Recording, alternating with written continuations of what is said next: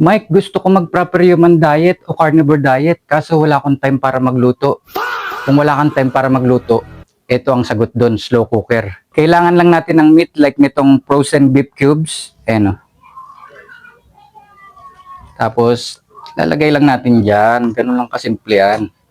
Then we add salt to taste. Kailangan mo gumamit ng quality na salt kagaya na lamang nitong Jedder's Grindahan Himalayan Pink Salt.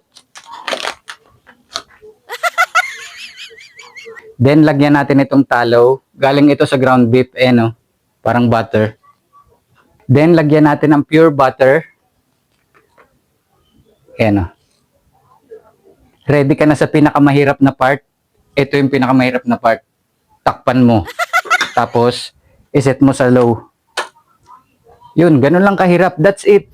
Hindi mo kailangan maging chef o magaling magluto. Grabe nakasarap kakalabasan yan. I will walk away from this. Iwanan ko muna yan. Depende sa inyong slow cooker. Akin kasi, lagi ko na itong ginagamit. Minimum 4 to 5 hours lang, luto na yan. Gagawin ko, pupunta muna ako ng gym para makapag-build ng muscle.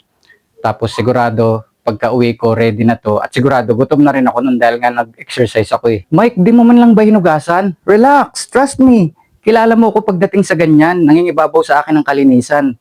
Since iiwanan naman natin to ng mahabang oras, kumukulo siya dyan ng 4 to 5 hours, mamamatay na yung mikrobyo niyan.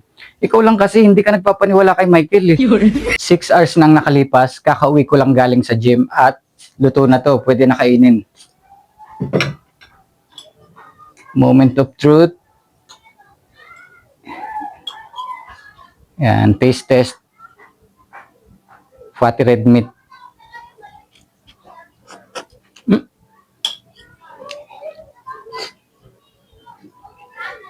So easy lang, 'di ba? Ilagay mo yung meat, tapos you walk away from it. Tapos pagbalik mo, kumain ka, 'di ba? Kagaguhan lang 'yun kung mahirapan ka pa nun.